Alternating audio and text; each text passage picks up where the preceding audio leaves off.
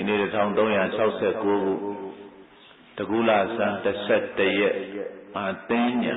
တက်နေဘေဂူတိုင်းဘေဂူမြို့ဥဒ္ဒါမြို့သစ်ချမ်းမြေမြေကျောင်း၌တွင်၌သတင်းသုံးရနေကြကုန်သောသံဃာတော်ရှင်ကောင်းတို့၏သီလဂုဏ်သမာဓိဂုဏ်ပညာဂုဏ်တို့ကိုအာယုံပြု၍ဆိုင်ငနိုင်မြောက်ပိုင်း၅လမ်းဥတင်ထွန်းမိသားစုတို့မှအာယုံဆုံးဆက်ကလှူဒန်းပါတယ်။နေဆုံးကိုတော့ဥစိန်လထေးကိုရည်စူးပြီးတော့ကျန်ရည်သူဇနီးနဲ့ညီကိုမောင်နှမတစုတို့ကဆက်ကလှူဒန်းတာဖြစ်ပါတယ်။ချုပ်ဝဲကိုတော့ကိုကျော်မိုးမကီတီထွန်းတာလီမောင်ဆွဲကြည်မှုမိသားစုတို့ကဆက်ကလှူဒန်းမှာဖြစ်ပါတယ်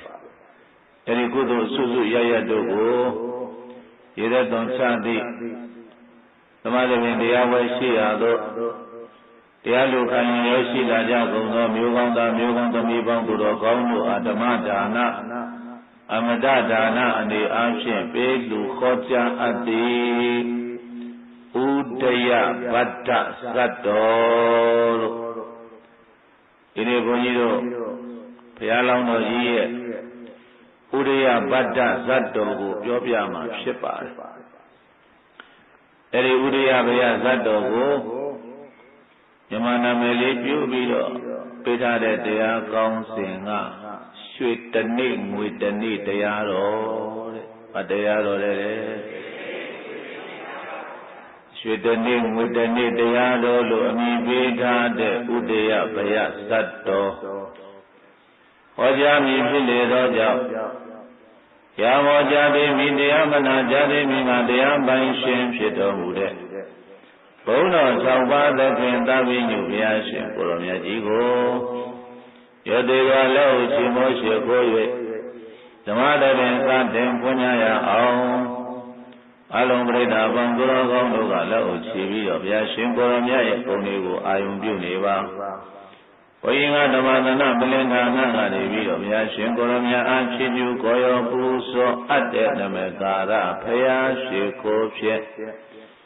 ဘုရားရှင်ကိုမူသော၍ဓမ္မသဘင်စတင်ပွင့်ရအောင်ဥရိယယတတေထာသတ္တဓမ္မာရန္တိမာလိနောပဗုဇိန်သူပသံဘောဇာအာတယိကာမဟာတရေတထာတာချေမောတုနတ်လူမြမများစွာတောင်းတောင်းတတ္တဝါပေါင်းတို့ထဲထောင်သောမကချင်းမွန်တော်မူအပ်ပါဝိထသောဝါဇကုံရဲ့ဖြင့်လူကြီးရင်လူပြမလူနာပရိသတ်ထက်စသတဲ့၍မဖက်ပြိုင်တောင်လွန်စွာကြည်ရင်တော်မူပါဝိထသောတတ္တမရန္တိမာလီနောသူတော်ကောင်းတရားတည်းဟုသောရောင်လျံကိုမျိုးပန်းထူလည်းရှိတော်မူပါဝိထသောယတဘာနုနောကုံရောင်ထင်ရှားနေမင်းအလားတွင်တင်ဘုရားရှင်ကိုရောမြတ်ကြီး၏ဥရယဥရိတောင်ထဲပေါ်ထွက်နေဟံမညာဥရိပြောင်ပြောင်ကြီးလျက်ပေါ်ထွန်းထွက်ပြတော်မူလာခြင်းကြောင့်သာလျင်မဟာတရေကြီးကျယ်ပြန့်လိုင်းသန္တရာဒီဟုသောသမုတ်အိုင်၌အတယိကအဝိဇ္ဇာနှင့်တဏှာအတယတည်နေရာရှိကြကုန်သောပါဇံဘောဇံကြာမုံပမများသောတောင်းတောင်းတတ္တဝါဘုလူအပေါင်းတို့သည်ပဝဇိန်သူ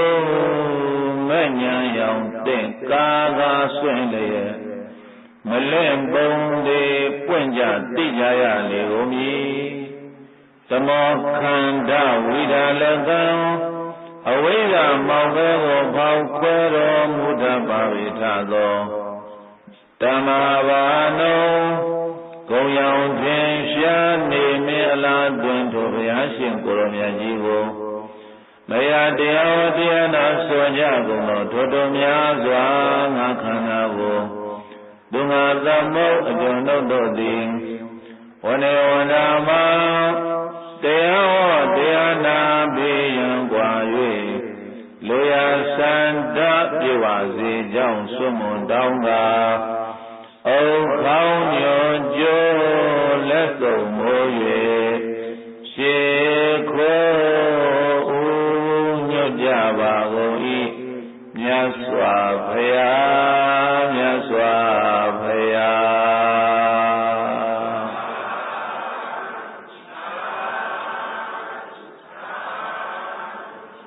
ဆိုလိုက်ပါလ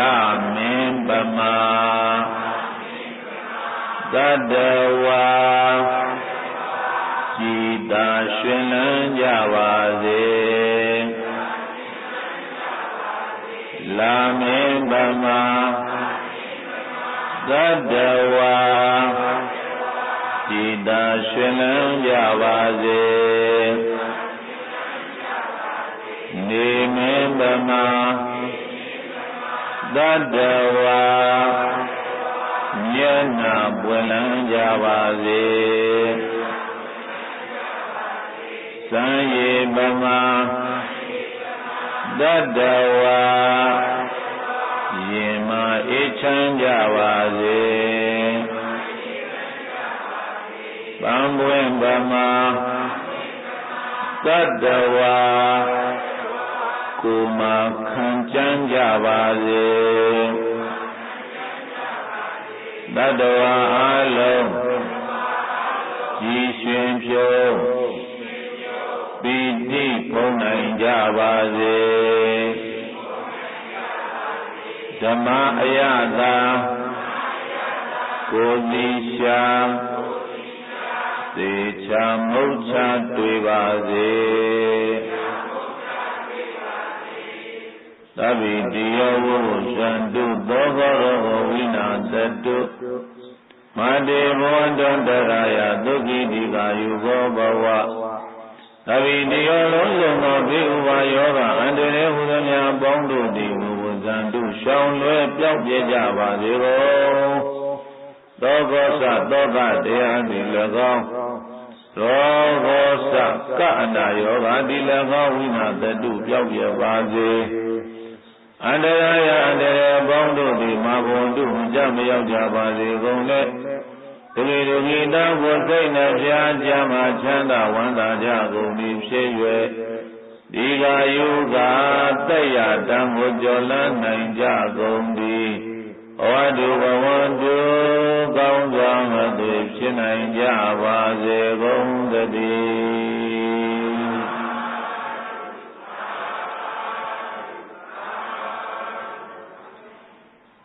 မေတ္တာအာတိတ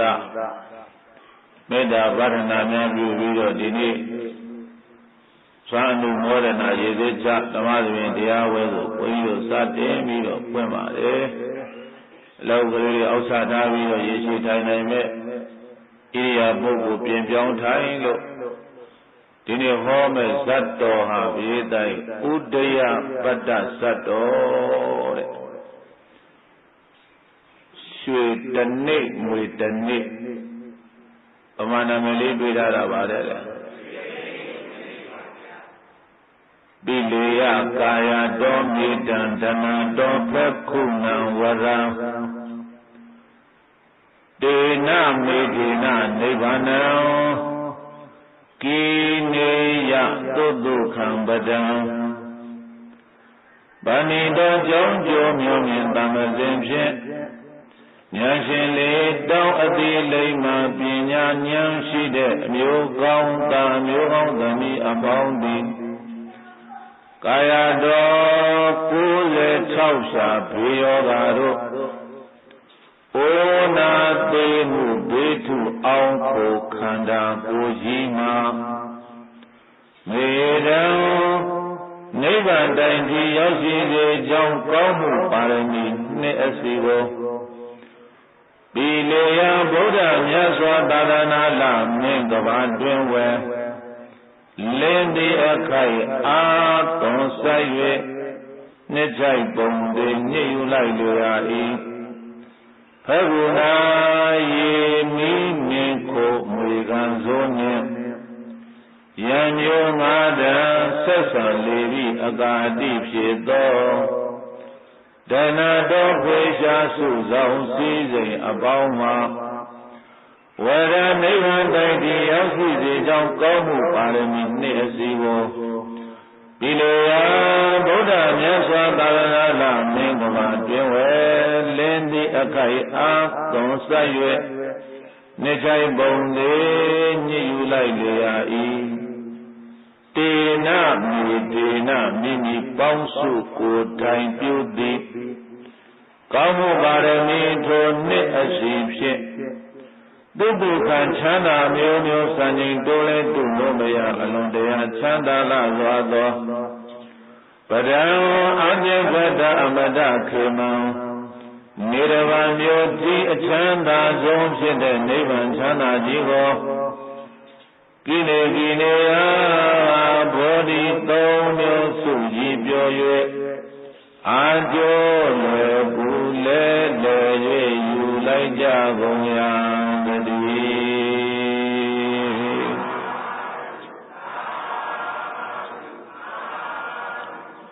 မြတ်စွာဘုရားကဒီဒေသနာတော်မှာတည်တော်လို့ရှိရင်ပြစ်လိုက်ရမယ်ခန္ဓာကိုယ်ကြီးတွေက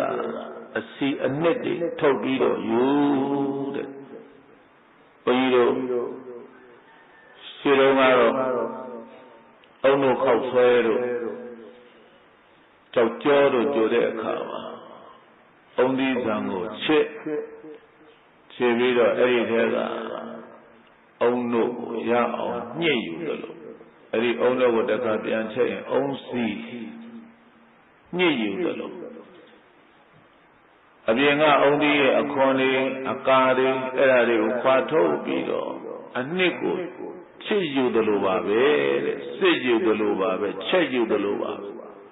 ဘာမှအနှစ်သာရမရှိတော့ဇီဝဥစ္စာတွေကဒါနတိဟုသောအနှစ်ကောင်းမှုကိုရအောင်ယူဘာမှအသုံးမကျပဲနဲ့သိရင်သုတ်တန်တကသိနေဝါမှာပြစ်လိုက်ရမယ်ဒီခန္ဓာကိုယ်ကြီးတွေကလည်းပဲ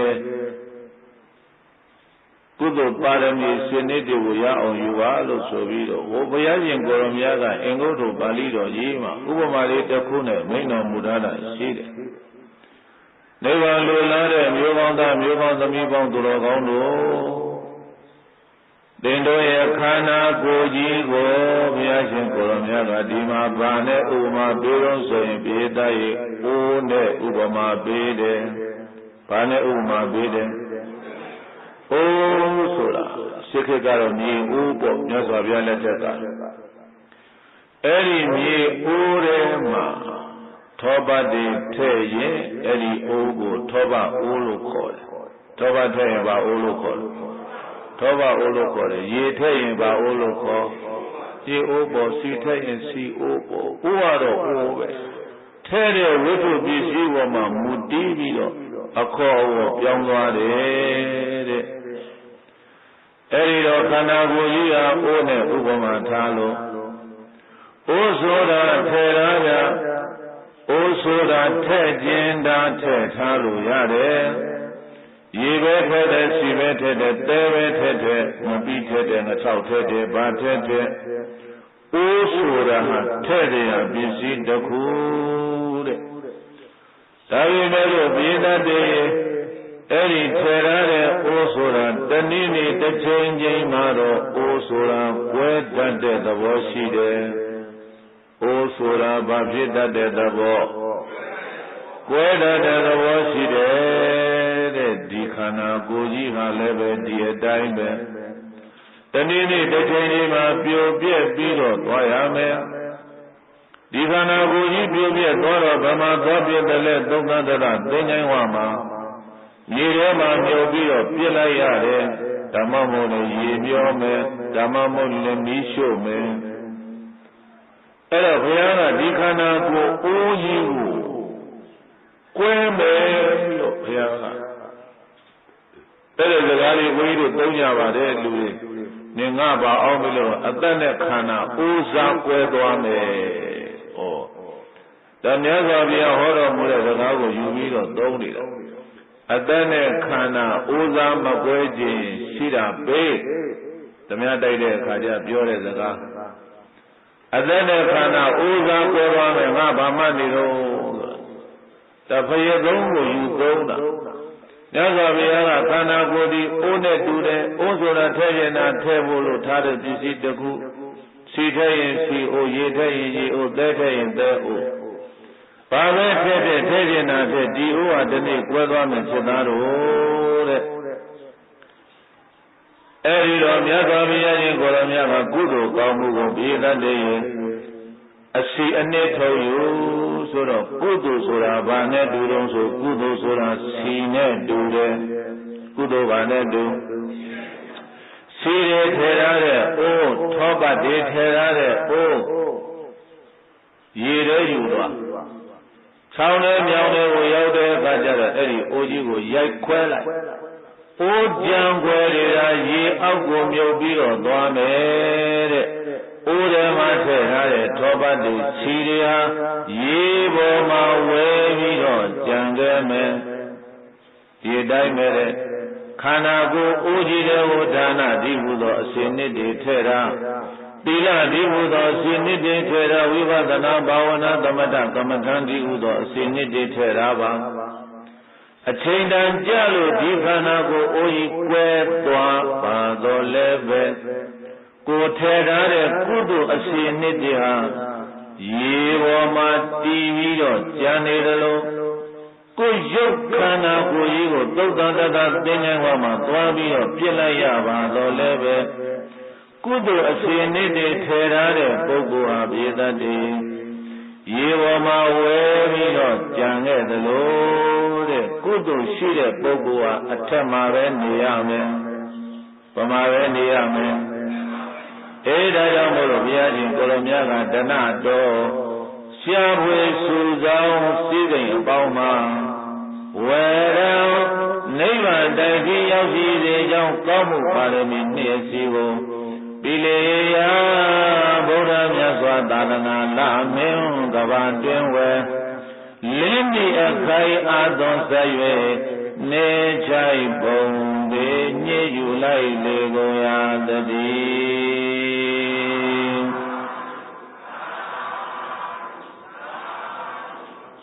အတိလိမ္မာပညာရှိတဲ့လူတွေကတော့ခန္ဓာကိုယ်အိုးထဲမှာတဲ့ရနိုင်သမျှဒါနသီလဘာဝနာနှစ်အစီတွေကိုထည့်ပြီးတော့နေကြသလိုအတိလိမ္မာပညာနည်းပါတဲ့လူတွေကတော့နေ့စဉ်အကုသိုလ်လုပ်တွေကိုလုပ်ပြီးတော့ပြေတတ်တဲ့ခန္ဓာကိုယ်တွေကိုထည့်နေတယ်အကုသိုလ်ဆိုတာဘာနဲ့တူတော့ဆိုရင်ကြောက်ခဲနဲ့တလဲနဲ့တူတယ်ကြောက်ခဲတွေတလဲတွေထွေထားတဲ့အိုးကြီးရေပေါ်သွားတင်ချောင်းနဲ့မြောင်းနဲ့ရောက်တဲ့ကရိုက်ပြီးတော့ခွဲချလိုက်စမ်းပါတဲတွေကကြောက်ခဲတွေကအိုးကြမ်းခွဲတွေကရေအောက်ကိုမြုပ်သလားမမြုပ်ဘူးလားဒီတိုင်းပဲအကုသိုလ်လုပ်တွေကိုလုပ်နေတဲ့သူဟာအပယ်လေးပါးမှနစ်မြုပ်ပြီးတော့နေရမယ်တဲ့ဆိုလိုက်ပါခန္ဓာကိုယ်ကအိုအလားမချားတူလာသည်ခန္ဓာကိုယ်ကအိုအလားမချားတူလာသည်ခန္ဓာအိုမှာဓာတိပါထဲကနေရမည်ခန္ဓာအိုမှာဓာတိပါထဲကနေရမည်ခန္ဓာဒီဟူသောအိုးကြီးထဲမှာဓာဆိုတာဒါနကောင်းမှုသီဆိုတာသီလကောင်းမှုဘာဆိုတာဘာဝနာကောင်းမှုဒီနေ့ဘုန်းကြီးတို့ယောဂီတွေသာမင်းကြောင်းလာပြီးတော့ဥပဒတိသီလတွေစောင့်တည်ဆွန်နေကတရားတွေနာတရားတွေအထုတ်ဆိုတာခန္ဓာအိုးကြီးတဲ့ကိုလာပြီးတော့ထောပတ်လို့ခေါ်တဲ့အစီအနှစ်ကုသိုလ်အနှစ်တွေကိုညှစ်ပြီးတော့ထည့်နေတာတဲ့ဆိုလိုက်ပါအိုကွယ်တိခါကုသိုလ်မှာပေါ်မှာနေလိမ့်မည်အိုကွယ်တိခါကုသိုလ်မှာအပေါ်မှာနေလိမ့်မည်ကုသိုလ်ပါရမီနှစ်အစီပေါ်စီတတ်နိုင်သည်ကုသိုလ်ပါရမီနှစ်အစီပေါ်စီတတ်နိုင်သည် အကုသိုလ်ဟာကြောက်ပမာရေမာနှင်းမြုံမည်အကုသိုလ်ဟာကြောက်ပမာရေမာနှင်းမြုံမည်ဘုမခွဲခြင်းကုသိုလ်မြင်ဉာဏ်ရှင်နေရမည်အိုမခွဲခြင်းကုသိုလ်မြင်ဉာဏ်ရှင်နေရမည်အိုကွယ်ကာမကုသလပြုကမတော်၏အိုကွယ်ကာမြကုသလပြုကမတော်၏ဥဆိုတာဟာကွဲတတ်တဲ့သဘောရှိတယ်လို့ခန္ဓာကိုယ်ဟာလည်းပဲတဲ့တနည်းပစ္စည်းရမှာပါပဲတဲ့ဒါပေမဲ့လို့ဘုရားပြည့်တိုင်းထောပတ်တွေထဲထားတဲ့အိုးကွဲတော့အိုးချမ်းကွဲနေတာရေအောက်ကိုမြုပ်သွားပြီမယ်လို့ထောပတ်အရှင်နေတရားရေပေါ်မှာကြံရစ်ခဲ့တယ်လို့ဘဝတိုင်းခန္ဓာတွေရတဲ့ခန္ဓာတွေအချိန်ကြတော့ပြည့်စည်ဒါပေမဲ့လို့မိမိပြုလုပ်ထားတဲ့ဒါနသီလဘာဝနာအစီအနှစ်တွေကတော့ကြံရစ်ခဲ့ပါတယ်တဲ့ဘုန်းကြီးတို့ဘုရားလောင်းတော်ရဲ့ဘဝဖြစ်တော်စဉ်တွေကိုပြန်ကြည့်ရင်လေးသင်ခြင်းနဲ့ကဘာတသိန်းတို့ကာလပတ်လုံးဘုရားလောင်းတော်ရခဲ့တဲ့ဘဝခန္ဓာတွေဟာမနှဲပါဘူးလူဘဝလည်းရခဲ့တယ်နတ်ဘဝလည်းရောက်ခဲ့တယ်ဘုရားလောင်းတော်ကြီးဆင်မင်းဘဝသမင်မင်းဘဝမြောက်မင်းဘဝရောက်ခဲ့တဲ့ဘဝတိုင်းမှာကုသိုလ်ပါရမီအစီအနှစ်တွေကိုဘုရားလောင်းတော်သည်ရအောင်ယူတတ်တယ်ဘဝခန္ဓာတွေကတဘဝပြီးတဘဝအိုးကွဲကိုထားခဲ့ရသလိုပြစ်ထားခဲ့ရပေမဲ့လို့ဘဝတိုင်းမှာစုခဲ့တဲ့ကုသိုလ်ပါရမီအစီအနှစ်တွေကဟောဘုရားလောင်းတော်ကြီးရဲ့နောက်ကနေလိုက်ပြီးတော့စုပေါင်းပြီးတော့အကျိုးပေးလိုက်တော့တပ္ပိညုတလို့ခေါ်တဲ့ရွှေဉာဏ်တော်ကိုရပါတယ်လောကသုံးပါးမှာဘုရားဖြစ်ပါတယ်ဒါကြောင့်မို့လို့ဒီဘဝဒီခန္ဓာကိုဒီအိုးကိုဉာဏ်လေးရှင်ပြီးတော့ပြန်ကြည့်ပါဉာဏ်လေးရှင်ပြီးတော့ပြန်ကြည့်လိုက်တော့အိုးဆိုတာလေဘယ်လိုပြည့်နိုင်အိုးဆိုတာကြာလေတန်ဖိုးရော့လေတဲ့အိုးဆိုတာပါလေတဲ့အဲ့မြေအိုးလို့ကြီးမှာတစ်နှစ်သုံးနှစ်နှစ်သုံးသုံးနှစ်သုံးလေးနှစ်သုံးငါးနှစ်သုံးသုံးတော့အိုးကြီးကဟောင်းသွားပြီအိုးကြီးဟောင်းသွားရင်ဒီအိုးကတန်ဖိုးရော့သွားတာပဲတဲ့ဒီတိုင်းပဲဘုန်းကြီးတို့ဒီခန္ဓာကိုယ်ကြီးကမြတ်စွာဘုရားကအိုးနဲ့တူတယ်လို့ပြောတာတော့ဒီအိုးကြီးကိုသုံးလာတာနှစ်ပေါင်းအသက်40ရှိလဲအနှစ်40ပေါ့အသက်50ရောက်နေလဲအနှစ်50ပေါ့အသက်60ရောက်နေလဲအနှစ်60ပေါ့ငါအိုးကြီးငါသုံးလာတာတပြေးပြေးနဲ့ငါအိုးဟောင်းကြီးဖြစ်နေပါရောလားဇရာဖီကြီးလိုသဘင်နေပြူသွားတွေဒုက္ခတွေတိုင်းနာတွေထိုင်နာတော့ပြေတတ်တယ်ခန္ဓာကိုယ်အိုးဟောင်းကြီးကတန်ဖိုးရော့လာပြီဒါကြောင့်မြတ်စွာဘုရားရဲ့ကိုယ်တော်မြတ်ကချက်သားတော်ကိုယ်ခန္ဓာကိုယ်အိုးကိုလည်းပဲမင်းတို့ပြန်ပြီးတော့ဆေးဆေးရလားလို့တန်ဃာတော်တွေကိုမေးတော့တန်ဃာတော်တွေကအံခောတံတိတမ္ပတံမိအန္တရံသမတံဘုရားကြီးတော်မူသောမြတ်စွာဘုရားတပည့်တော်တို့ခန္ဓာကိုယ်ကြီးကိုအမြဲတမ်းစစ်ဆေးပြီးတော့နေပါတယ်ဗျာခန္ဓာကိုယ်လည်းပြန်စစ်ဆေးရင်ပါလေတွေ့မလို့ဆိုရင်အနေကဝိတံနာနာပကာရတံသရမရဏံအနေကဝိတံတဘာမကများလာသွားသောနာနာပကာတကံအထူးထူးပြပြများလာသွားသောဇရမရဏံဩတတ်တဲ့တရားတွေနာတတ်တဲ့တရားတွေသိတတ်တဲ့တရားတွေရှိနေပါတယ်မြတ်စွာဘုရားလိုအဝါစာကောင်းသောမသိလျောက်ထားလိုက်ပါပြီတကား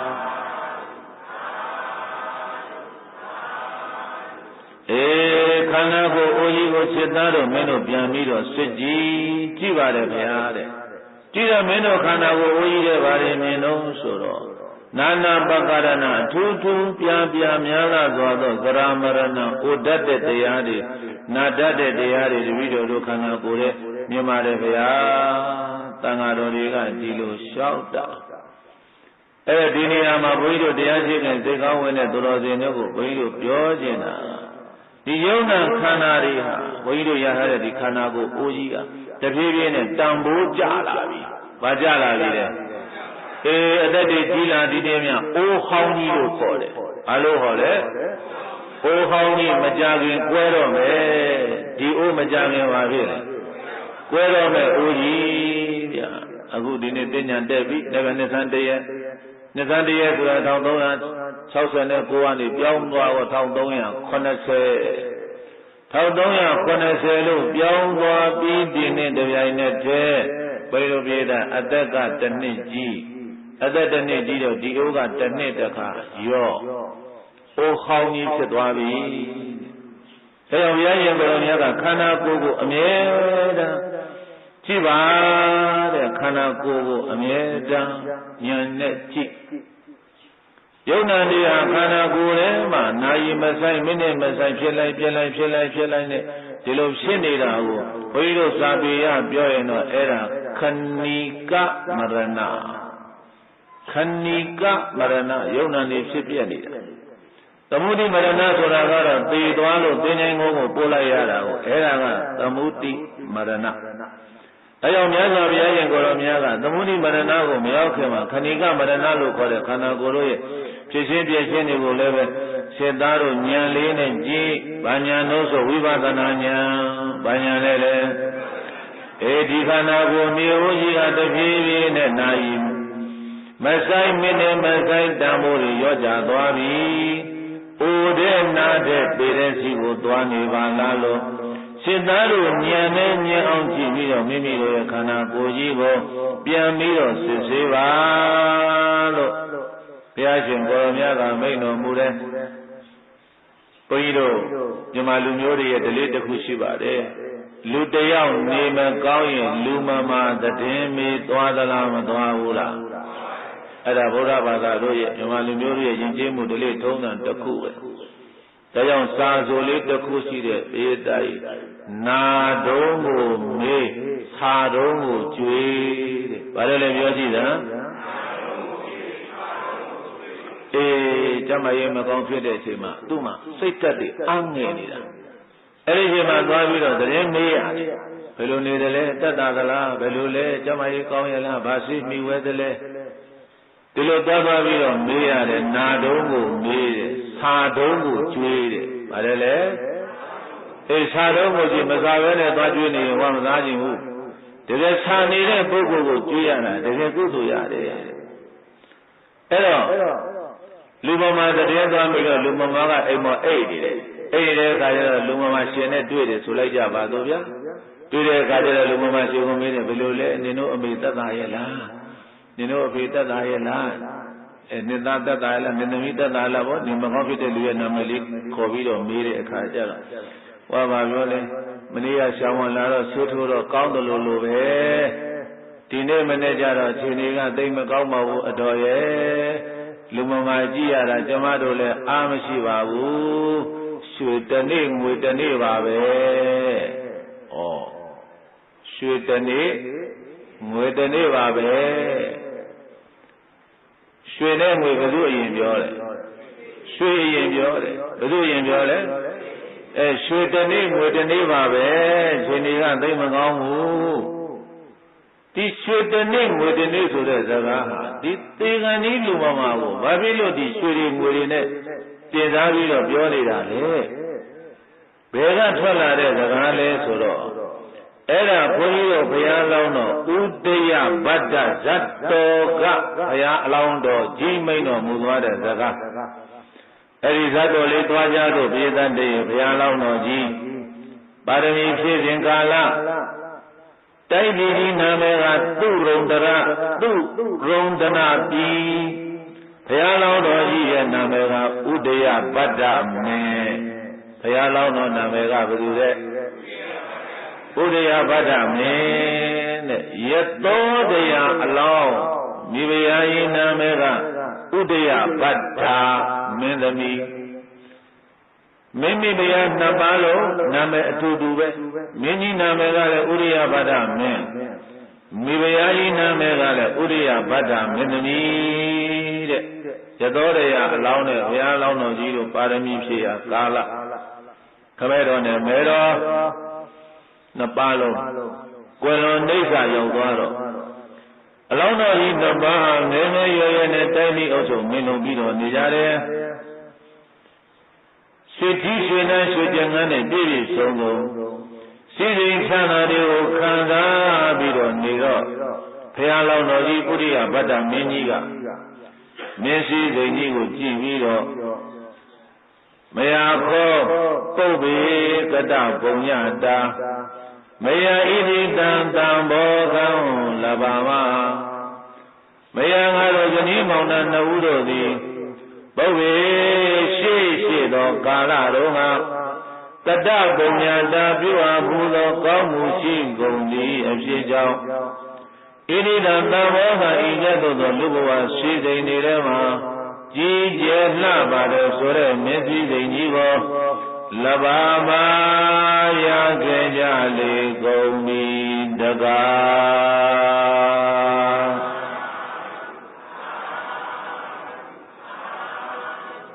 ဒီလိုမျက်စိစိမ်ကြီးပြည့်စုံစုံချမ်းချမ်းသာသာနဲ့ငါတို့ခံစားနေရတယ်ဆိုတာကတပုံညာတာပြုအပ်ဘူးသောကောင်းမှုရှိကုန်သည်အဖြစ်ကြောင့်ရှေ့ကလှုပ်ခဲ့တဲ့ကုသိုလ်ကံတွေကြောင့်ငယ်ငယ်ရွယ်ရွယ်နဲ့မင်းစည်းစိမ်တွေကိုငါတို့ခံစားပြီးတော့နေရတာပါလားတသမမယံအပ္ပမတ္တဟောမတသမထိုကြောင့်မယံငါတို့သည်အပ္ပမတ္တမမေ့မလျော့ပဲနဲ့ကုသိုလ်ကောင်းမှုတရားတွေပြုပြီးတော့နေကြလို့ကွာလို့ယသောတရားအလောင်းဥရိယဗတ္တမင်းသမီးလေးကိုပြောတယ်တို့အခုလိုပြည့်ပြည့်စုံစုံချမ်းချမ်းသာသာနေရတာရှေ့ကပြုခဲ့တဲ့ကုသိုလ်တူအဲ့တော့ဒီကုသိုလ်တူကြီးကိုခံစားနေုံနဲ့မပြီးသေးဘူးနောင်ဘဝအတွက်ကုသိုလ်ကောင်းမှုလုပ်ကြအောင်စို့လို့ပြောပြီးတော့လူတန်းပေးကံစွန့်ကြဲဒါနကောင်းမှုနောက်တကဘေးသားတွေတည်သီလတွေစောင့်တည်ဥပုသ်ဆောင်နေနောက်တစ်ခုဗြဟ္မဝိဟာရတရားတဲ့ဗြဟ္မစိုးတရား၄ပါးပွားတယ်မေတ္တာကရုဏာမုဒိတာဥပေက္ခလို့ခေါ်တဲ့ဗြဟ္မဝိဟာရတရား၄ပါးပွားပြီးတော့မင်းကျင့်တရားနဲ့အညီတိုင်းပြည်အုပ်ချုပ်မင်းလုံးပြီးတော့နေတယ်သို့တော့ထူးခြားချက်တစ်ခုကတော့ဝိပဿနာအလုပ်အာမထုတ်ဘူးတဲ့ဘာလို့အာမထုတ်ဘူးတဲ့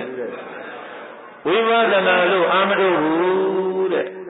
ဒါနလုပ်တယ်သီလဆောက်တည်တယ်ဒါပေမဲ့ဝိပဿနာလို့အာမထုတ်တာဘာဖြစ်လို့လဲဆိုတော့ဖယားမပွင့်လို့တဲ့ဘာမပွင့်လို့တဲ့တော့ဖယားနဲ့မတွေ့ရတရားနဲ့မတွေ့ရဘူးသံဃာနဲ့မတွေ့ရအဲ့တော့ဘုရားတရားသံဃာယရဏသုံးပါးနဲ့မတွေ့ရတဲ့ခေတ်ကာလအချိန်ခါဆိုတော့ဘုရားမပွင့်တော့ဘုရားကယုတ်ကဒီလိုရှိတယ်နာငါဒီလိုရှိတယ်တရားဒီလိုရှုမှတ်ရတယ်ဆိုတာဟောမှုပြောမှုမရှိဘူးမရှိတော့တဲ့အတွက်ကြောင့်မို့လို့သာသနာပသူတို့ပြောရင်သာသနာပအချိန်ကကာလမှာသူတို့မိမိရနှစ်ပါးကလူဖြစ်တော့ဘုရားပွင့်တဲ့ခေတ်အခါမဟုတ်တော့ဝိပဿနာတရားတော့အာမထုတ်ဘူးတဲ့ဘာတွေအားထုတ်တုံးဆိုရင်ခုနတော့ကဒါနတော့လုပ်တယ်သီလတော့ဆောက်တည်တယ်မေတ္တာတွေပို့တယ်မေတ္တာကမ္မထာစီးပြန်တယ်ခန္ဓာကိုယ်ရဲ့တော့ညာဆိုင်ပြီးတော့ဝိပဿနာတော့မရှိဘူးရှုလည်းမရှုတတ်ဘူးရှုဖို့လို့သင်ပေးမယ်ဘုရားယဟန္တာလည်းပဲမရှိဘူးဒါနဲ့တနေ့တော့မိမိတရားနှစ်ပါးဂတိတစ်ခုထားတယ်ပြည့်တဲ့မိဖုရားကြီးခေါ်ပြီးတော့လာပါဦးဥရိယဗတ္တမင်းသမီးရဲ့ဘာလို့မလို့လဲမောင်တော်ဗျာတို့ခန္ဓာကိုယ်အိုးကွဲပြီးတော့တနေ့တေဝဲဝင်ကြတဲ့အခါမှာမင်းကပဲအရင်နိုင်ဝဆံကံတော်ကုန်မလားငါကပဲအရင်နိုင်ဝဆံကံတော်ကုန်မလားမသိဘူးအဲ့ဒါဒီလိုလုပ်ပါမင်းအရင်သေသွားရင်လည်းပဲမင်းရောက်ရဘဝကနေပြီးတော့ငါ့ကိုလာပြီးတော့ပြပါငါအရင်သေသွားရင်လည်းပဲရောက်ရဘဝကနေလာပြီးတော့မင်းကလာပြမယ်ငါလာပြောမယ်လို့ဆိုပြီးတော့အဲ့ဒီလိုဂတိသစ္စာထားလိုက်ကြဘယ်သူအရင်သေတဲ့လူကရောက်ရဘဝကနေပြီးတော့လာပြီးတော့ပြပါတယ်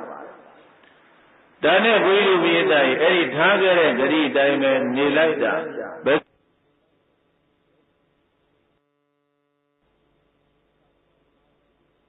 ဆောင်သွားတော့ဆိုရင်ဘုရားအလောင်းတော်ဥရိယဗတ္တမင်းကအရင်နတ်ရွာဆန်းသွားတယ်နတ်ရွာဆန်းသွားခန္ဓာကိုယ်ဒီဦးကြီးကွဲသွားပြီမယ်လို့သူစုကောင်းခဲ့တဲ့ဒါနသီလပါရမီအရှင်နေတွေကသူ့ကိုတွန်းပို့လိုက်တာဘယ်ကိုရောက်သွားတော့ဆိုရင်တာဝရိန္ဒနာပြည်မှာနတ်မင်းတစ်ပါးသွားဖြစ်တယ်တဲ့ဘုရားလောင်းတော်ဥရိယဗတ္တမင်းဤတာဝရိန္ဒနာပြည်မှာနတ်သားသွားဖြစ်ပါတယ်နတ်ပြည်ကိုရောက်ချင်းလူစည်းစိမ်သက်သာတဲ့နတ်စည်းစိမ်တွေကိုခံစားနေရလို့ပြည်တတ်တယ်လူပြည်ကိုတတိမရဘူးဘယ်ကိုတတိမရဘူးလဲအဲ့ဒါလေးတွေဝမ်းနေဖို့သိကောင်းတာဒီမှာသစ္စာဆိုခဲ့တဲ့ဂရိထားခဲ့ဘယ်ဘဝကိုရောက်ဘဝတစ်ခုကိုရောက်သွားပြီဆိုလာပြပါလာပြီးတော့ပြောပြပါလို့ဂရိထားခဲ့ရဲ့သားနဲ့နတ်ပြည်ကိုတက်သွားတဲ့အခါကျတော့လူပြည်တဲ့အစရာထောင်သိန်းပေါင်းမကသာတဲ့နတ်စည်းစိမ်တွေကိုခံစားပြီးတော့နေရတော့ထားခဲ့တဲ့ဂရိစကားမေ့သွားတယ်တဲ့ဘုရားလောင်းတော်နတ်သားကအဲ့တော့ဟိုမှာရသောတရားအလောင်းဥရိယဗတ္တမင်းသမီးကမုတ်ဆိုးမဘဝနဲ့တိုင်းပြည်အုပ်ချုပ်ပြီးတော့သူကမိမိရဲ့ခေါင်းကြီးလုံးနေရတာရှင်မယမကြီးပေါ့ဘုန်းကြီးတို့ဘဂဝဟန္တာဝတီမှာအုပ်ဆိုးသွားတဲ့ဗာလေရှင်စောပုဘယမကြီးလိုပေါ့လေရှင်စောပုတို့လိုမျိုးသမီးဘယမတွေလည်းရှိတာဟုတ်အဲ့ဒါနဲ့နတ်စည်းစိမ်တွေခံစားနေလိုက်တာဘုရင်သားဘယ်လောက်ကြာတော့ဆိုရင်9ရက်ကြာသွားတယ်တဲ့ဘယ်လောက်ကြာသွားတယ်လဲ9ရက်တောင်ကြာသွားတယ်9ရက်ကြာသွားတဲ့အခါကျတော့လူပြည်ကထားခဲ့တဲ့ဂရိစကားကို9ရက်ကြာမှသိတယ်တဲ့9ရက်ကြာမှသိတဲ့အခါကျတော့အဲ့ဒီနတ်တဲ့နဲ့လူတဲ့နဲ့ကိုအဲ့ဒီခေတ်တုန်းကတက်တန်းနဲ့ပြန်ချိန်လိုက်ကြတဲ့အခါကျတော့ဘယ်လောက်ကြာတော့ဆိုလူပြည်မှာအနှစ်9000ဖြစ်သွားပြီတဲ့လူပြည်မှာအနှစ်ဘယ်လောက်တက်လဲကဲကြည်စမ်းအဲ့ဒါတက်တန်းရှည်တဲ့ခေတ်ကြီးမို့လို့ဥရိယဗတ္တမင်းသမီးကလည်းမသေးသေးဘူး။မောင်တော်ဘုရားတည်သွားတာ1ရက်ရှိပြီ2ရက်ရှိပြီ3ရက်ရှိပြီ4ရက်ရှိပြီ5ရက်ရှိပြီလက်ရည်ချိုးပြီးတော့ရေတွက်တာပြည့်တဲ့အနှစ်9000ရှိပြီ။ဟိုမှာနတ်စည်းစိမ်ခံစားနေတာ9ရက်ပဲရှိသေးတယ်နတ်ပြည်မှာ။အဲ့ဒါနဲ့9ရက်ပြည့်တဲ့အခါကျတော့မှလူကြီးကထားခဲ့တဲ့ဂတိစကားတတိရတဲ့အခါကျတော့မှဟာမဖြစ်ဘူးငါဂတိထားခဲ့တာအဲ့ဒီတော့ငါဇနီးဟောင်းဥရိယဗတ္တမင်းသမီးကခြေတော်ကလိုပဲသီလတွေဆောက်တည်ရလားအလှူဒါနတွေကလုပ်ရလားလို့ဆိုပြီးတော့စုံစမ်းရအောင်မလုပ်ရင်လည်းပဲလုပ်ဖို့လို့ဂတိပေးရအောင်ဆိုပြီးတော့ဘိယပိယတရဲ့အဲ့ဒါလူပြည်ကိုဆင်းဖို့စီမံတယ်တဲ့ဥရိယဗတ္တမင်းနိုင်ဝဆံပြီးတဲ့နောက်မှာဥရိယဗတ္တမင်းသမီးကသူ့အတူဒီနာအုပ်ချုပ်မင်းကြီးတရားနဲ့ညီတိုင်းပြည်အုပ်ချုပ်တဲ့ကုသိုလ်ကောင်းမှုတွေလည်းလုံးပါတယ်ညရောက်ပြီဆိုရင်ဥရိယဗတ္တမင်းသမီးကနန်းအမြင့်ဆောင်အပေါ်ဆုံးဓာတ်ကိုတက်ဘုံ9ဆင့်ရှိတယ်အဲ့ဒီနန်းဆောင်ကြီးကအဲ့ဒီဘုံ9ဆင့်အပေါ်ဆုံးဓာတ်ကိုတက်ပြီးတော့ဘသူမှအလားမခံတော့ပဲနဲ့အဲ့ဒီအထက်ဆုံးထပ်မှတက်ပြီးတော့မေတ္တာကမ္မထံရှိပြန်တယ်တဲ့တနည်းပြောရင်မေတ္တာပို့တယ်ဘာလို့လဲအရာလေးမျက်နှာရရှိမျက်နှာအနန္တစัจ java လာအနန္တတတ္တဝါတို့ဘေးရန်ခတ်သိငြိမ်းကြပါစေဆိုပြီးတော့အဲ့ဒါညာလူကြီးတိတ်ပြီဆိုရင်ဥရိယဗတ္တမင်းသမီးလေးက9000တိုက်အပေါ်ဆုံးတက်ပြီးတော့မေတ္တာကမ္မထံရှိပြန်တယ်တဲ့အဲ့ဒါသူ့ရဲ့ညာစဉ်လုပ်တဲ့ဝတ္တရားတစ်ခုပေါ့အောက်မှာလည်းအသောက်ကြောက်တွေထူထပ်စွာချထားတယ်တညတော့မေသတ္တေဥရိယဗတ္တနတ်သားဟာတိုက်ခန်းအတွင်းကိုလူလင်ရောက်ဆောင်းပြီးတော့ပြုံးဆိုတခါလဲဝင်ချလာတဲ့အခါကျတော့ဥရိယဗတ္တနတ်သားကအဲ့ဒီဥရိယဗတ္တမင်းသမီးလေးကိုပြောတော့ဆိုရင်သူရုံတနာပြည်ကြီးကိုစေတီးခရိုင်နိုင်ငံနဲ့တကွာအုပ်ချုပ်မင်းလုံးနေတဲ့ဥရိယဗတ္တမင်းသမီးတင်တယောက်တည်းဒီနန်းမြင့်တွေမှာဘာတွေလုပ်နေပါသလဲကျွန်ုပ်ဟာခရီးသွားလူတယောက်ဖြစ်ပါတယ် ဖြစ်နိုင်မယ်ဆိုရင်ဒီတညတင်မင်းသမီးရဲ့တိုက်ခန်းမှာတဲခိုခွင့်အိတ်ခွင့်ပြုပါလို့လန့်သွားတယ်ဟိုမျိုးသမီးလေးဟာတလုံးအစောင့်တွေထူထမ်းစွာချတကားအထက်ထပ်ပိတ်ထားတဲ့ကြားထဲကနေဒီလူသားဟာဘယ်လိုရောက်လာတာလဲဥဒိယဗဒ္ဒမင်းသားမှလုံးဝမမှတ်မိဘူးပိယတရေသူကလည်းပဲဒီတော့ဥဒိယဗဒ္ဒမင်းသမီးကအပြင်ဘက်မှာကျုံကြီးသုံးတန်ကာယံပြီးတော့ထားတယ်တလုံးလုံခြုံရေးတွေဖြတ်ထားပါရဲ့သားနဲ့ဘယ်လိုများရောက်လာပါလိမ့်မလဲဟာအမောင်လို့နဲ့ကျွန်ုပ်တိုင်းပြည်တစ်ခုလုံးကိုကြီးညာထားတဲ့အထူးသဖြင့်တိုင်းပြည်ပြည်တာကိစ္စတွေကိုတွေ့ကျင်ဆွေးနွေးခြင်းနဲ့ပြိုမြင့်နုနယ်တဲ့အမျိုးသားတွေမှန်သမျှဟာတွေ့ကျင်ရင်ညီလာခံအချိန်မှာပဲတွေ့ခွင့်ပေးထားတယ်။လာရင်လည်းပဲအမျိုးသားတွေကိုတယောက်တည်းမလာရဘူးအဖော်နဲ့လာရမယ်။တယောက်တည်းလာခွင့်မရှိဘူး။ဒီလောက်တော့စီကံနေကြံ့ကြံ့မှထုတ်ထားတဲ့ဈာတဲ့ကနေသင်ဟာဘယ်မျိုးဘယ်ရွာဘယ်ဒေသကနေပြီးတော့ဘယ်လိုအကြောင်းနဲ့မျိုးစုံမှန်သားကိုရောက်လာတယ်လေလို့မေးတဲ့အခါကျတော့မှဥဒိယဗဒ္ဒနတ်သားကဥဒိယဗဒ္ဒမင်းသမီးတဲ့လာနိုင်ပါရောလားငါကတာဝရိန္ဒနတ်ပြည်ကနတ်သားတစ်ပါးဖြစ်ပါတယ်အဲ့တော့ငါ့ကိုနတ်သားလို့သင်မှတ်လိုက်ပါတဲ့သင်နဲ့ဒီမှာတညအိတ်ခွင့်ပြုပါတင့်နေရာမှာတဲခိုခွင့်သင်နဲ့အတူတူအိတ်ခွင့်ပြုတဲ့အတွက်ကြောင့်မို့လို့သင်အတွက်ငါလက်ဆောင်ပေးမယ်ဆိုပြီးတော့ဘာပါလာတော့ဆိုတော့အေးတိုက်ရွှေခွက်ကြီးနဲ့ရွှေအပြည့်ဘာခွက်ကြီးနဲ့ဘာအပြည့်ရွှေခွက်ကြီးနဲ့ရွှေအပြည့်အဲ့ဒါလက်ဆောင်ပေးမယ်ဒီလက်ဆောင်ကိုလက်ခံဒီလက်ဆောင်ကိုလက်ခံလို့ရှိရင်အဲ့ဒါသင်နေသမီးနဲ့ခံတဲ့ဒီမှာတညအတူတူနေမယ်ဒေဝဝယေခံအထဝမနုဿံနပတ္ထေဥဒယမတိဋ္ဌာအညံအဲ့ဒီလိုပြောလိုက်တဲ့အခါကျတော့ဥဒိယဗဒ္ဒမင်းသမီးလေးကအမောင်လို့လေသင်ဟာတာဝရိန္ဒနတ်ပြည်ကနတ်ပဲဖြစ်ဖြစ်တရားမဲမဲဖြစ်ဖြစ်နဂါးတွေကလုံးပဲလူရောင်ဖန်ဆင်းပြီးတော့ပဲလာလာလူကမွေးတဲ့လူသားပဲဖြစ်ဖြစ်ဘယ်လိုနည်းနဲ့မှကျွန်ုပ်ရဲ့တိုင်ခန်းထဲမှာအသင်ကိုတဲခိုဖို့လို့လက်ကမှမဟုတ်ဘူးလက်ဆောင်လည်းမပေးနဲ့ခတ်တော့ပြန်ဆိုပြီးတော့ဥဒိယဗဒ္ဒမင်းသမီးကနှင်ထုတ်တာဥဒိယဗဒ္ဒမင်းသမီးကလက်ခံသလားနှင်ထုတ်သလားနှင်ထုတ်တယ်နေတော့ဘုရားလောင်းတော်ဥရိယဗဒ္ဒနာသံကမသွားဘူးပိယတရေမသွားတဲ့အခါကျတော့တာဝရိန္ဒာကတကယ်လာပါတယ်ဆိုတဲ့အမောင်လို့လေကျွန်ုပ်ကိုနှောက်ယှက်မပေးပါနဲ့တဝါရဲ့တိုက်ခန်းထဲကအခုပဲထွက်သွားပါလို့အဲဒီလိုအကြိမ်ကြိမ်ပြောတဲ့အခါကျတော့မှဘုရားလောင်းတော်ကပြုံးတယ်ပိယတရေဘာဖြစ်လို့ပြုံးတာတော့ဆိုလို့ရှိရင်ဥရိယဗဒ္ဒမင်းသမီးဟာစိတ်ကွယ်ရာမှာတရားသောယောက်ျားတွေနဲ့ဖောက်ပြန်ခြင်းမရှိအမတန်တိလသစ္စာလုံခြုံတဲ့အမျိုးသမီးဖြစ်တယ်ဆိုတာကိုအဲဒီမှာတွေ့ပြီးတော့သဘောကျပြီးတော့တာဝရိန္ဒာကိုပြန်သွားတယ်။အဲကိုပြန်သွားတယ်။တာဝရိန္ဒာနတ်ပြည်ကိုပြန်သွားတော့ပြီးပြီအဲဒီတညနောက်တညရောက်လာတဲ့အခါကျတော့ဒီလိုပဲဒီအချိန်ပဲဒီလိုပဲတဲခိုခွင့်တောင်းတယ်ပြေးတိုက်ဒီလိုပဲတောင်းတဲ့အခါကျတော့အဲဒီမှာဗာပြောလေဥရိယဗဒ္ဒမင်းသမီးကလက်မခံနိုင်ဘူးပြန်ညင်းတယ်ပေါ့ဗျာညင်းတဲ့အခါကျတော့ကောင်းပြီအဲ့ဒါဆိုတင်းကိုလက်ဆောင်ပေးပြရတယ်ဒီလက်ဆောင်လေးယူပါဒီလက်ဆောင်ယူပြီးရင်လက်ခံပါလို့ဆိုပြီးတော့လက်ဆောင်ပေးတဲ့အခါကျတော့ဒုတိယညကျတော့ပြေးတိုက်ငွေခွက်ထဲမှာရွှေပါတယ်တဲ့ပရမနေကရွှေခွက်ထဲမှာရွှေဒုတိယနေကြတော့ငွေခွက်ထဲမှာရွှေကိုငွေနဲ့ပဲထည့်လာတော့ဒါနဲ့မင်းသမီးကဓမ္မခံဘူးဓမ္မခံတော့နှင်ထုတ်ပြန်သွားနောက်တနေ့ရောက်လာပြန်တော့ပြေးတာ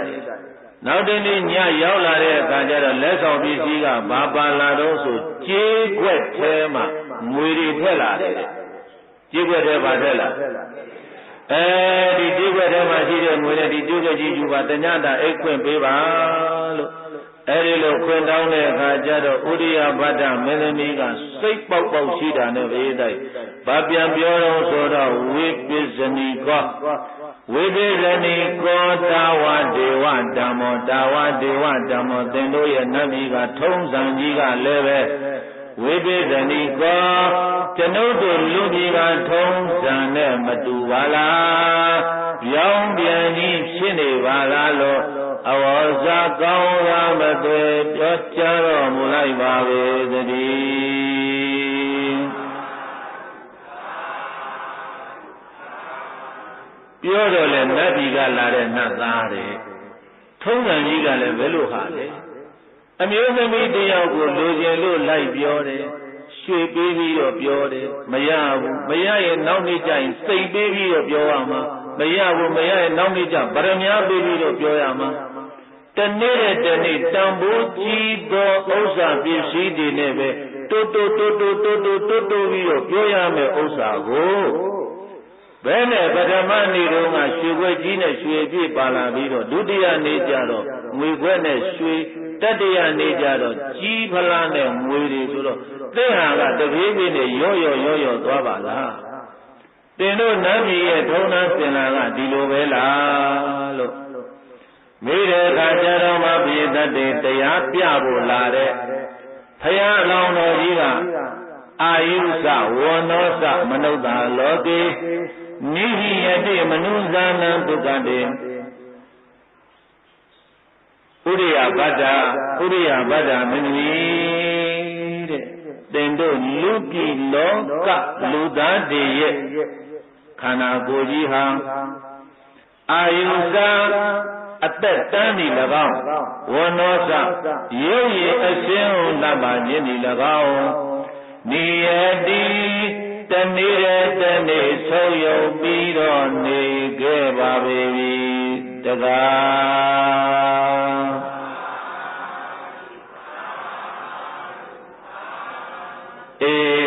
ငါနင်းကိုလက်ဆောင်အစစ်စစ်ညံ့နာတွေပြေးတာလည်းမပြောနဲ့တဲ့နင်တို့လူကြီးကလူသားတွေဟာတနေ့တနေ့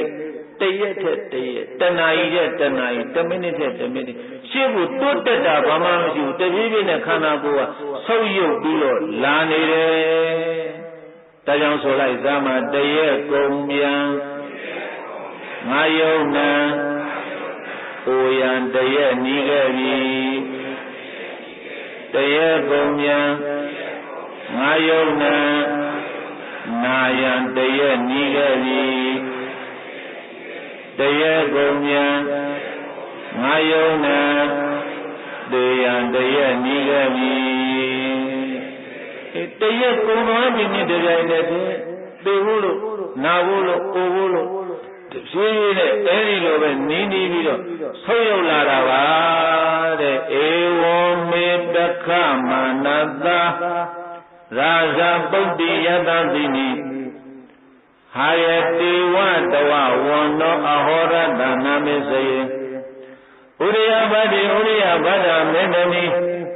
ဧဝံဤကဲ့သို့မေကျွန်ုပ်နှင့်ပိက္ခမနတယခုသင်ကိုကြည်နေခိုင်းပါれတဝဝန္နောသင်ရဲ့ရုပ်ရည်အစင်းသည်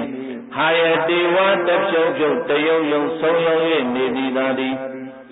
အဟောရတနညင်းနေတို့၏အစရေကုံလုံး၍သွားရာခါ၌ဟာယနာဘာကောဆုံးယုံဘယသဘောသည်ကောပနဝါရောဘယ်မှလည်းဆိုဘယဧကံရှိပါတော့အနိဣတိဤသောဗာမိကောင်းသောအသွေပြောပြလိုက်ပါပေတကား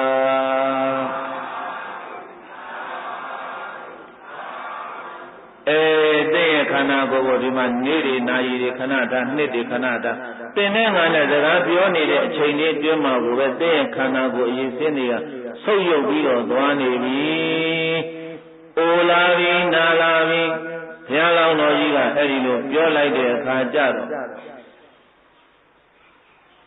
ဥရိယဘဒ္ဒမင်းသမီးကကဲထားလိုက်ပါတော့ကျွန်တော်တို့လူကြီးကလူသားတွေကတပြေးပြေးနဲ့ခန္ဓာကိုယ်ဦးကြီးတန်ဖိုးကြ အိုဘက်ကိုရောက်လို့နာဘက်ကိုရောက်လို့သေဘက်ကိုရောက်လို့အိုလာနာလာသေလာတာဆိုရင်တင်တို့နတ်ပြည်မှာရှိတဲ့နတ်သမီးနတ်သားတွေကိုမအိုဘူးလားတဲ့ယသောတရားအလောင်းဥရိယဗဒ္ဒမင်းသမီးကဘုရားလောင်းတော်ကိုမေးတယ်ဒီတော့မှဘုရားလောင်းတော်ကဒေဝနာစီရန္တိယထာမနုဿာဂတ္တိတုတေတံဝလိယောနာဝန္တိတုတုဝေဘိယတရောဝတေတံဒိဘောသာဝနောဝိပုလာသဘောကဒုက္ခတေကောင်းသောကိုရှိတော်မင်းသမီးမနုဿာလူတို့သည်ဇိယန္တိယထာအိုကုံတကဲ့သို့ဒေဝနာမြမပေါင်းတို့သည်နာဇီရန္တိမအိုနိုင်ကုန်ဟောအဲ့တော့ဘုန်းကြီးတို့ဒါလေးရလေတခုတတိထားပါဘုန်းကြီးတို့လူပြည်မှာလူတွေအဖိုးကြီးအိုဘွားကြီးအိုပရေတွေတော့ဟလားသွားတွေကြိုးမျက်စိတွေမုံခါးတွေကိုင်းနားတွေထိုင်းလို့လူအိုကြီးလူပြည်မှာရှိတော်လဲပဲတဲ့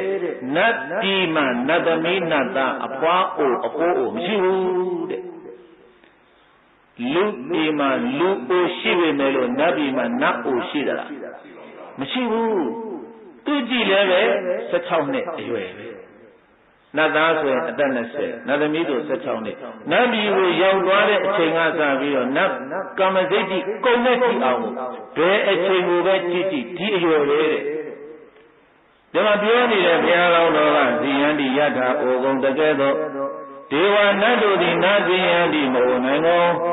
တေဇံတို့နတ်တို့၏ဂတ္တိတုကိုယ်တို့၌ဝလီယောအရေးတွန့်လိုက်ခြင်းတို့သည်နာဟောတိမဖြစ်နိုင်ကုန်ဒေတံထိုနတ်တို့အားသူဝေပုဝေတဲ့နေတိုင်းနေတိုင်းဗိယတရောလွန်သောဒိဗောနတ်၌ဖြစ်သောဝန္နောစအရှင်နေ၎င်းဝိဘူလာများစွာပြန်ပြောကုန်သောဘောဂါသရှိစိန်တို့သည်၎င်းဟွန်ဒီကောင်းစွာမသွေဖြစ်ကြရပါပေကုန်မည်တကား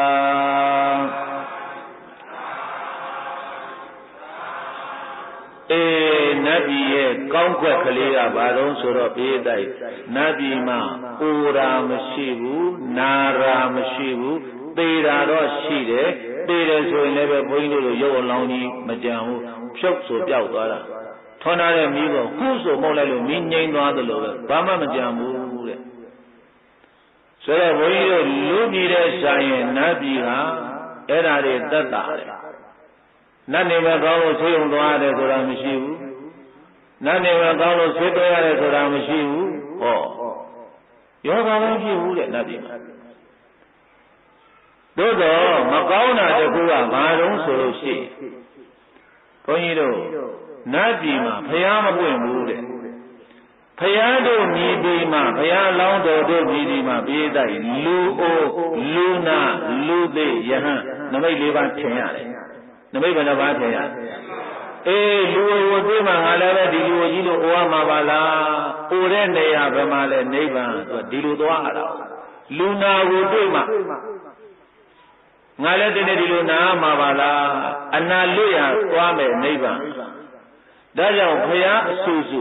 ပွင့်တော်မူသွားသောဘင်းငါဝါလူတဲကုမကပွင့်တော်မူသွားသောဘုရားအဆူဆူတို့သည်ဘာဖြစ်လို့နတ်ပြည်မှာမပွင့်တာလဲဘာဖြစ်လို့ဗြဟ္မပြည်မှာမပွင့်တာတော့ဆိုရင်နတ်ပြည်ဗြဟ္မာတွေကအဲ့ဒီလိုအိုရာနာရာတွေမရှိတဲ့အတွက်ကြောင့်မို့လို့တန်ဝေကယူလို့မရဘူးတဲ့ဘာယူလို့မရဘူးတဲ့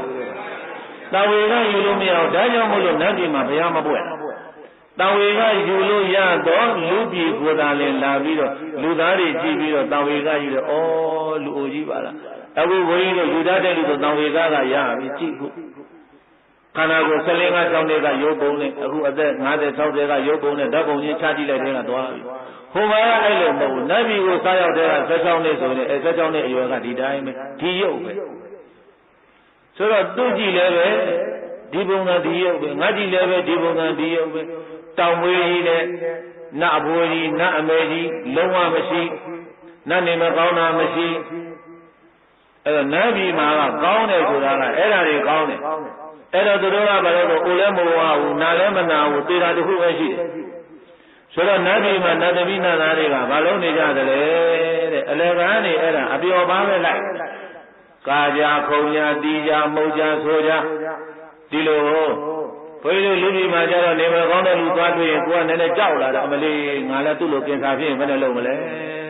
ပရိလေးဆိုဦးမှာဘုရားလေးရှိခိုးဦးမှာတရားလေးအထောက်အောင်မှာလို့အဲ့ဒါကတံဝေကညာဖြစ်တယ်ဘာညာဖြစ်လဲလူအိုတွေ့ရင်တံဝေကညာဖြစ်နိုင်လားမဖြစ်နိုင်ဘူးလားလူနာတွေတွေ့ရင်မဖြစ်နိုင်ဘူးလားလူတွေကောင်းတွေတွေ့ရင်ဘုန်းကြီးတို့လူပြည်မှာကတံဝေကညာမဖြစ်နိုင်ဘူးလားအဲ့ဒါကြောင့်မို့လို့လူပြည်ဟာကောင်းတယ်ဗေပြည်ဟာကောင်းတယ်လူပြည်ဟာကောင်းတယ်အဲ့ဒါကောင်းတဲ့ဘက်ကကြည့်ရင်ကောင်းတယ်နတ်ပြည်ကလည်းကောင်းတဲ့ဘက်ကကြည့်ရင်တော့ကောင်းတယ်ဘာကောင်းတော့ဆိုမအိုကျင်တဲ့လူတွေမနာကျင်တဲ့လူတွေလှကျင်ပကျင်တဲ့လူတွေနတ်ပြည်သွားနေ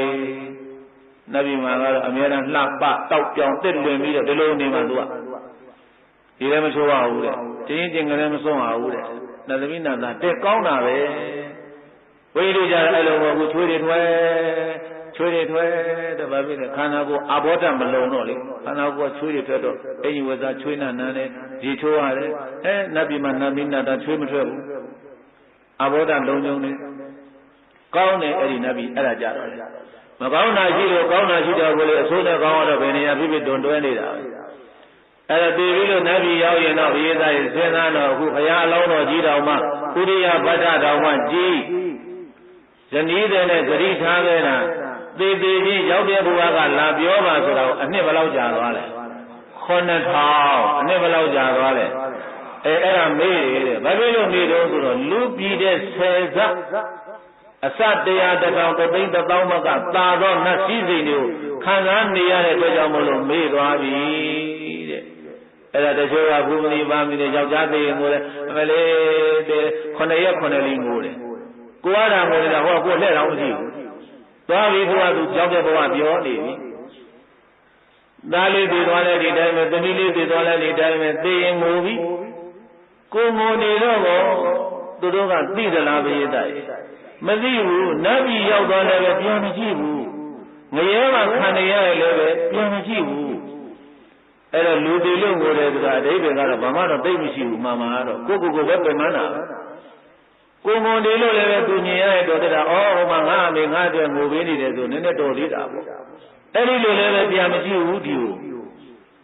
ငရဲခံနေရလည်းပဲလုံးဝပြတ်တက်လာလို့မရတော့ဘူးနတ်ပြည်ရောက်သွားပြန်ရင်လည်းပဲနတ်စည်းစိမ်ကြီးခံစားနေရတာမို့လို့အဲ့ဒါမေးနေတယ်တဲ့ခုအလောင်းတော်အနှစ်9000ကြာမှပြန်ဆင်းလာတာပြန်ဆင်းလာတဲ့အခါကျတော့အဲ့ဒီမှာပြောတယ်လေသူဇနီးတွေကိုလာပြီးတော့အမှန်မှန်ကတော့တရားနာဟောတာပြည့်တဲ့ပထမနေ့ကရွှေပေးတာပထမနေ့ကဘာပေးတာရွှေခွဲနဲ့ရွှေပေးတာဒုတိယနေ့ကျတော့ငွေခွဲနဲ့ရွှေပေးတာတတိယနေ့ကျတော့ကြီးခွဲနဲ့ငွေပေးတာဘာဖြစ်လို့ရော့သွားတာတော့ဆိုခန္ဓာကိုယ်တန်ဖိုးကြလို့လေခန္ဓာကိုယ်ဘာဖြစ်လို့လဲခန္ဓာကိုယ်တန်ဖိုးကြသွားလို့ဒီခန္ဓာကိုယ်ကြီးကဥနာသေးဒုက္ခပေးနဲ့နှိမ့်ဆက်နေလို့ကြောင့်မလို့ဒီတရားလေးကိုဘုရားတို့ပြည်သားပေါင်းတော်ကောင်းတို့ဒီနှစ်ဆန်းကာလမှာကိုယ့်အကိုညာလေးနဲ့တောက်ဝင်ပြီးတော့ဆင်ញင်ကြည့်လိုက်ကမနေ့ရရဲ့မနေ့ကတင်းညာအကြက်နေ့ဟုတ်တယ်နော်ဒီနေ့တင်းညာအတက်နေ့ပြင်ကနှစ်ဆန်းတရက်ဒီ3ရက်ကိုကြည့်ရအောင်ဘုရားတို့ပြည်သားပေါင်းတော်ကောင်းတို့မနေ့ကခန္ဓာကိုယ်ကဘာခန္ဓာကိုယ်လဲရွှေခန္ဓာကိုယ်ဘာခန္ဓာကိုယ်လဲဒီနေ့ဘာခန္ဓာကိုယ်လဲငွေခန္ဓာကိုယ်နေ့ပြင်ကကြတော့သိရင်ပြီးရော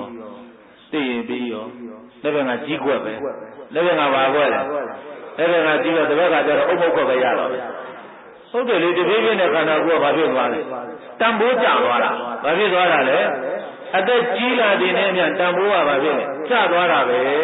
တဲ့အိုးများဟောင်းပြီဆိုတန်ဖိုးကျဆိုခန္ဓာကိုယ်လေဒီတိုင်းပဲပြည်တိုင်းတန်ဖိုးမရှိတော့တန်ဖိုးကျသွားပြီတရားမလို့ဘုရားတို့ပြည်သားပေါင်းတော်ကောင်းတို့ဒီကုရိယဘုရားဇတ်တော်မှာတရားလောင်းတော်ကရသောတရားအလောင်းကိုပြန်ဟောတဲ့တရားပြည်သားရွှေတနေ့ငွေတနေ့တဲ့ဟာတဲ့လေရွှေတနေ့ငွေတနေ့လို့အဲ့ဒီလိုပြောတဲ့အခါကျတော့မှဟိုကတင်းတို့နတ်ပြည်မှာမအိုဘူးလားဆိုတော့မအိုဘူးတဲ့မနာဘူးလားဆိုတော့မနာဘူးတဲ့ဒါကြောင့်တို့နတ်ပြည်ကနတ်သမီးနတ်သားတွေကတန်ဖိုးမကြဘူးတဲ့မင်းတို့လူကြီးကလူတွေကတော့ခန္ဓာကိုယ်ကြီးကတပြေးပြေးနဲ့တန်ဖိုးတွေပြနေပြီဒါကြောင့်မင်းကပထမနေ့ကရွှေနဲ့လက်ဆောင်ပေးတာဒုတိယနေ့ကငွေနဲ့လက်ဆောင်ပေးတာတတိယနေ့ကတော့ကြီးခွက်နဲ့ပဲတန်တော့တယ်ဆိုပြီးတော့အဲ့ဒါလက်ဆောင်ပေးတာပဲဆိုတော့မှဟိုကရသောတွေကအလောင်းပဲပါရမီရှင်သိပြီအဲ့ဒါနဲ့တို့နေပါအောင်သိမ့်ဘူးလေ ဆိုတော့မှဘုရားလောင်းတော်ကငါတခြားမဟုတ်ဘူးဟောဒီတိုင်းပြည်မှာဟောဒီရွှေနန်းတော်ကြီးမှာတင်နဲ့ငါနဲ့နှစ်ယောက်လက်တွဲပြီးတော့နန်းသိမ့်ပွဲခံသွားတဲ့ဥရိယဗဒ္ဒမင်းပဲဆိုတော့မှအဲ့ဒါဆိုလို့ချင်းဥရိယဗဒ္ဒမင်းသားရဲ့လူပြည်မှာအိုဒုက္ခတွေရှိတယ်နာဒုက္ခတွေရှိတယ်နတ်ပြည်မှာမရှိဘူးဆိုရင်နတ်ပြည်ကိုလိုက်ရှင်တယ်နတ်ပြည်ကိုလိုက်ရှင်နတ်ပြည်ရောက်ကြောင်းကုသိုလ်တရားကောင်းတွေကိုအားထုတ်ပါမင်းကျင့်တရား7ပါးနဲ့အညီတိုင်းပြည်ကိုအုပ်ချုပ်ပြီးတော့အလိုပေးခြင်းတရင်သီလဆောက်တည်ခြင်းမေတ္တာကမ္မထံပွားများခြင်းကိုသာလေတင်မင်းမြည်တွေမမေ့မလျော့ပဲနဲ့ပြုလုပ်ပါလို့မှာကြားလိုက်တဲ့အခါကျတော့ဥဒိယဗဒ္ဒမင်းသမီးကလည်းပဲပြေတတ်တယ်ဘုရားအလောင်းတော်နတ်သားကိုပြန်ပြီးတော့စကားတခွန်လက်ဆောင်ပါလိုက်တယ်သာဓုဗတတိယရဲ့ခောအပ္ပမေဇာနာဇီဝိတံကတိရင်္ဇပရိတင်္ဇတင်္ဇဒုက္ခေနတံယုတံသာဟဧကံပပ္ပစိတ်တာမိဟိတဝါကာသိသူရုံဒနံမေဇာနတတ္တဝါတို့ဇီဝိတအတ္တိအပ္ပံနေလာပါ၏တတ္တဝါရဲ့အသက်ကအလုံးကိုနဲပါတယ်အလုံးကိုတိုးပါတယ်တဲ့ကတိရင်္ဇဆင်းလဲဆင်းရဲလာပါ၏ပရိတင်္ဇတိုးလဲတိုးလာပါ၏တင်္ဇထိုဆင်းရဲညှို့ညင်သောအသက်ဒီလီဒုက္ခေနဝေဆင်းရဲနှင့်တန်ယုတံရှိဣတိဤသို့အယယခောဣနတိဘာတတိဆိုဤသာတုကောင်းပေပါတကားသာထောငါတိကာတိသူရုံဒနံကာတိတိုက်သူရုံဒနမြို့ကိုဟိတဝါဆွတ်ပြည့်၍ဧကောတယောက်ထီသည်ပပ္ပဇိတာမိယဟံပြုပါတော့မယ်လို့အဘာတိကောင်းသောမသွေပြောပြလိုက်ပါပြီတကား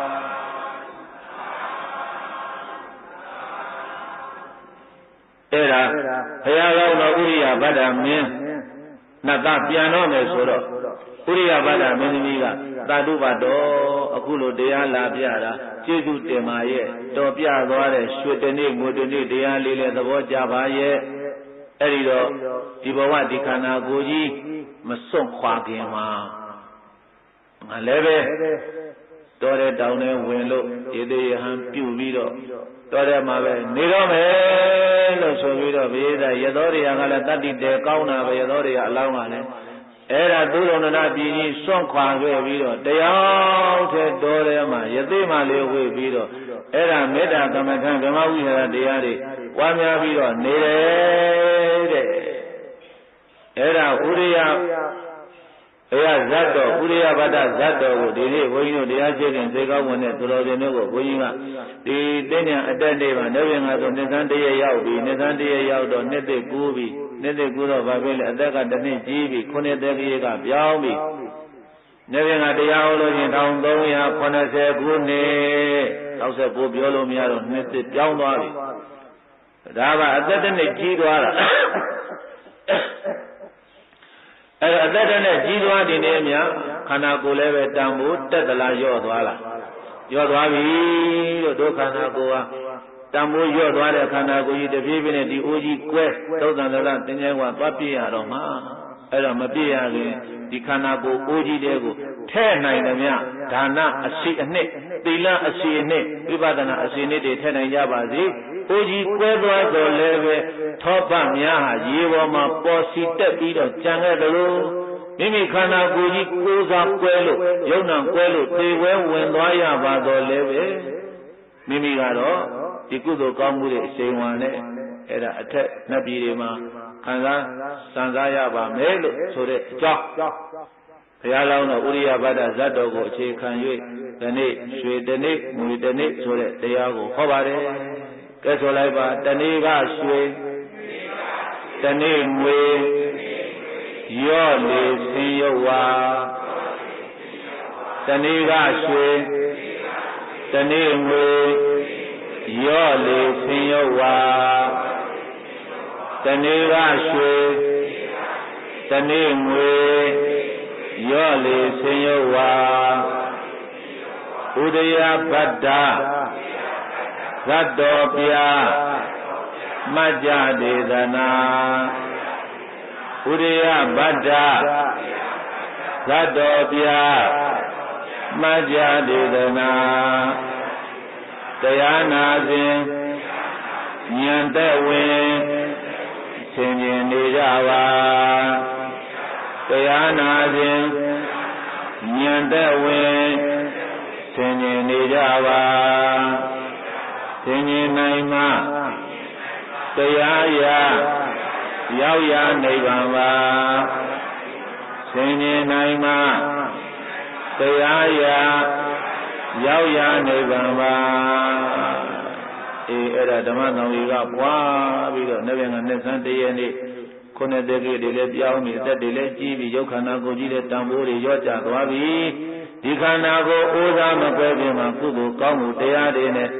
ပျော်တော့မယ်လို့နှစ်ဆန်းကစ၍1380နှစ်ဆန်းကစလို့အဲ့ဒါကုသိုလ်လမ်းကြီးဖွင့်ပြီးတော့မိမိဘဝတစ်လျှောက်လုံးပေါ်လေ1380ခုနှစ်ကိုမကူးမပြောင်းမချင်းဒီတစ်နှစ်တာလုံးမှာငါရဲ့ခန္ဓာကိုယ်မှာကုသိုလ်တွေနဲ့ပဲမှန်တုံသွားတော့မယ်ကုသိုလ်အစစ်နှစ်တွေကိုရအောင်ယူတော့မယ်လို့အဲဒီလိုမိမိရဲ့ခန္ဓာကိုယ်မှာကုသိုလ်တွေနဲ့တန်းတာဆင်နိုင်ကြပါစေလို့ဆိုတဲ့ရည်ရွယ်ချက်ဖြစ်တနည်းပြောရင်နှစ်တစ်ကိုယ်တိုင်ဓမ္မသံဃာကပွားနိုင်ကြပါစေဆိုတဲ့ရည်ရွယ်ချက်ဖြင့်ဟောကြားတော်မူအပ်သောဥရိယဗတ္တဇတ်တော်ကိုနာကြားတဲ့ဓမ္မသနာကုသိုလ်ကံစေတနာတရဏဂုံသုံးပါးနဲ့7ပါးသီလကျင့်သုံးခံစောင့်တည်ရတဲ့သီလကုသိုလ်ကံစေတနာရှုမှကျိုးကပွားများအားထုတ်ရတဲ့ဝိပဿနာဘာဝနာကုသိုလ်ကံစေတနာဤသို့ပေါင်းအများများလာစွာသောကုသိုလ်ကံစေတနာပေါင်းကောင်းမှုတို့ကြောင့်မအိုရမနာရမတရားဖြစ်တော်မှာအသင်္ကတ္တမြတ်လာစွာသောနိဗ္ဗာန်ရှိပြီမြတ်ကြီးကိုဒီဒါနဒီသီလဒီဘာဝနာတွေနဲ့လင်းမြန်စွာစွာ